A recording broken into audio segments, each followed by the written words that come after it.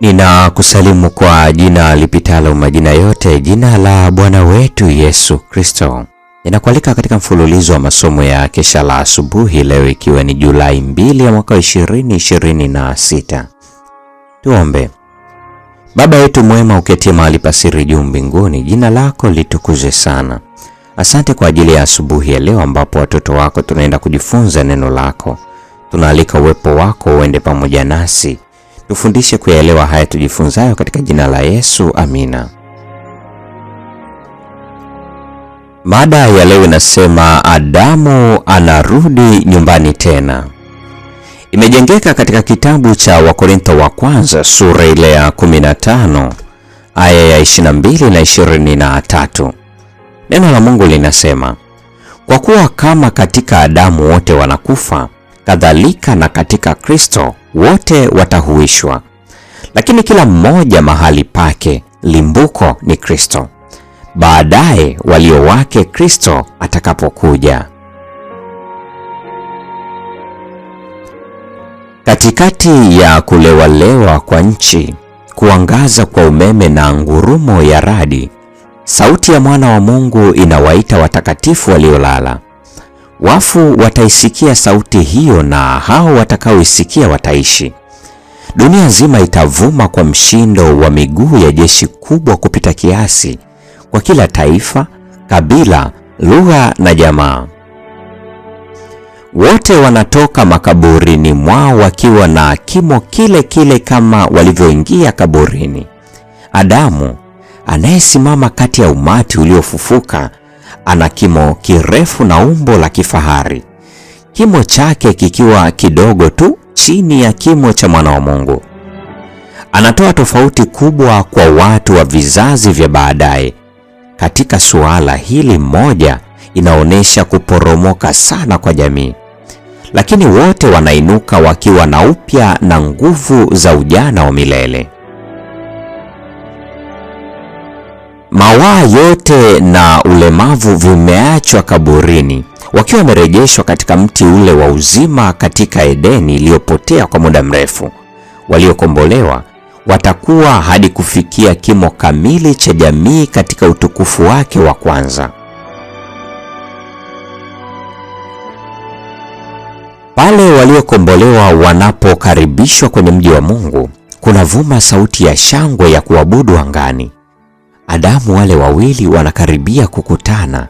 Mwana wa Mungu anasimama na mikono iliyonyooshwa kumpokea Baba wa jamii yetu, kiumbe ambaye alimuumba, ambaye alitenda dhambi dhidi ya muumbaji wake, na ambaye kwa ajili ya dhambi zake alama za kusulubishwa zimebebwa juu ya umbo la Mwokozi.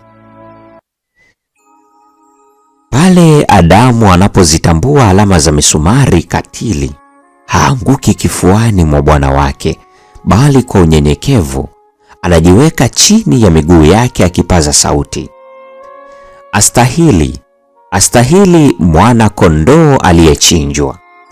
Kwa upole Mwokozi anamwinua na kumwamuru aangalie tena nyumba ya Edeni ambayo alikuwa amefukuzwa kwa muda mrefu. Huku kuunganika tena kunashuhudiwa na malaika wale waliolia wakati wa anguko la Adamu na kufurahi wakati wa Yesu baada ya ufufuo wake, alipopaa kwenda mbinguni akiwa amefungua kaburi kwa wote watakaoamini katika jina lake.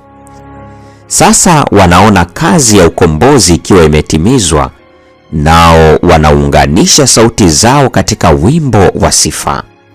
Hii ni Julai 2, mada ikisema Adamu anarudi nyumbani tena.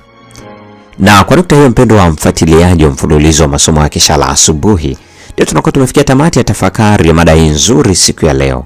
Neema ya Bwana wetu Yesu Kristo, pendo la Mungu na ushirika wa Roho Mtakatifu dumu kuwa nasi sasa na hata milele. Amina.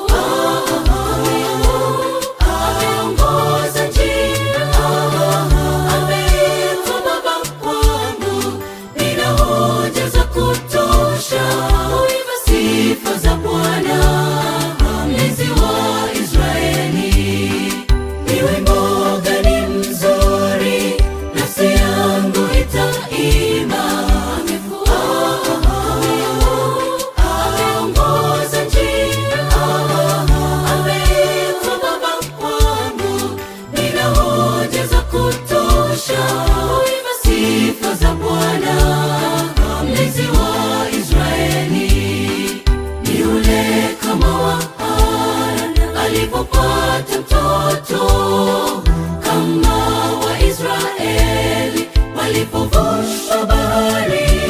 Nitazimba sifa, moyo wangu umeguswa kwa matendo yako Bwana.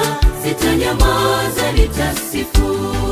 Ni yule kama wa Hana alipopata mtoto, kama Waisraeli walipovusha bahari.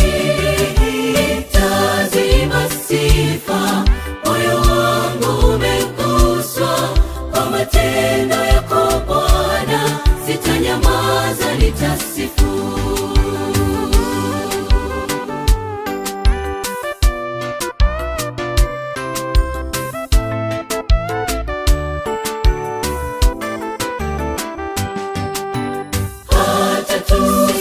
Tusipoyakumbuka ni mangapi alifanya, hatukuomba, yamefanywa ushuhuda kwetu.